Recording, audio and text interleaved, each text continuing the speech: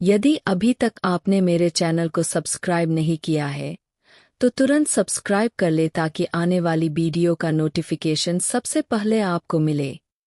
अपनी मनचाही चीजों को कैसे पाएं?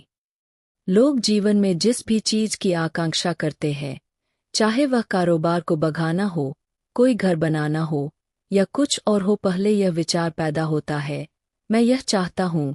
एक बार जब यह विचार आता है तब ज्यादातर लोग अपनी ऊर्जा को कार्य के जरिए उस चीज की ओर लगा देते हैं और उसकी ओर काम करना शुरू कर देते हैं।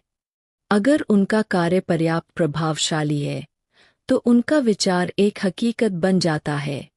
दुनिया में लोगों के काम करने का यह आम तरीका है, लेकिन वे यह नहीं जानते कि उस विचार को जीवन ऊर्जा के एक खास आयाम से कैसे सशक्त करें। अगर आपकी ऊर्जा में भौतिक शरीर से परे थोड़ी गतिशीलता है और अगर वह गतिशीलता एक सचेतन प्रक्रिया बन जाती है तो आप एक जगह बैठकर अपनी ऊर्जाओं को कहीं और भेज सकते हैं। लेकिन अगर आप अपनी जीवन ऊर्जाओं पर पर्याप्त महारत हासिल किए बिना ऐसा करते हैं तो हो सकता है कि आपको पता नहीं हो कि ऊर्जाओं को वापस अपने अंदर कैसे खींचें।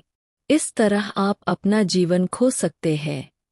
आप देखेंगे, अगर किसी व्यक्ति की इच्छा एक खास तीव्रता से आगे हो तो वे हमेशा जवान ही मरते हैं।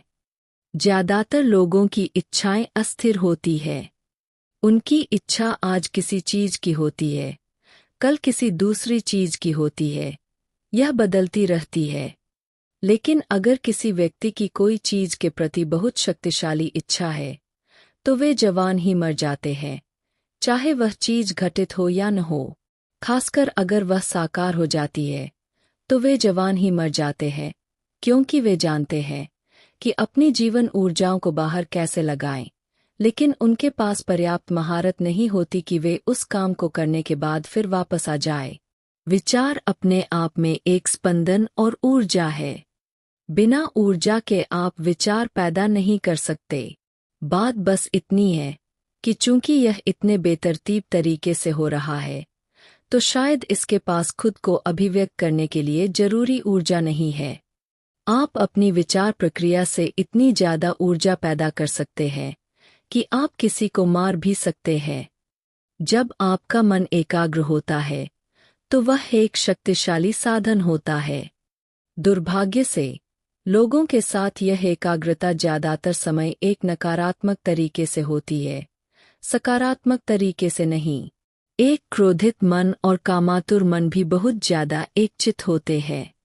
इसीलिए भारतीय संस्कृति में बच्चों को हमेशा चेतावनी दी जाती है, जब तुम गुस्से में हो तो किसी के लिए कुछ भी नकारात्मक मत कहो, क्योंकि अगर आपका मन क्रोध से एकचित बन गया है तो वह खुद को अभिव्यक्त कर सकता है।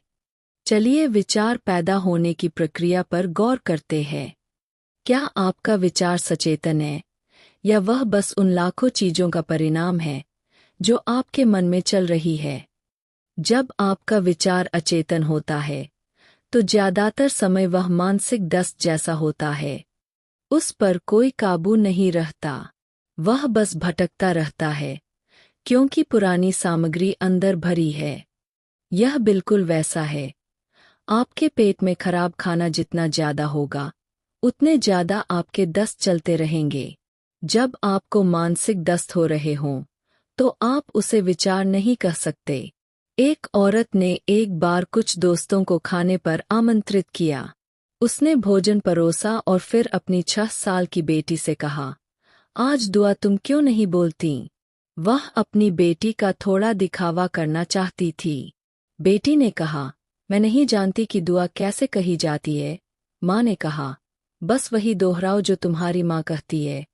तो लड़की ने बहुत आदर से अपना सिर झुकाया, अपने दोनों हाथ एक साथ थामे और कहा, पता नहीं क्यों मैंने इन लोगों को खाने पर बुलाया है। क्या आपके साथ ऐसी चीजें नहीं हो रही है? आप ध्यान करना चाहते हैं, लेकिन आपका मन तमामों चीजें बोल रहा है।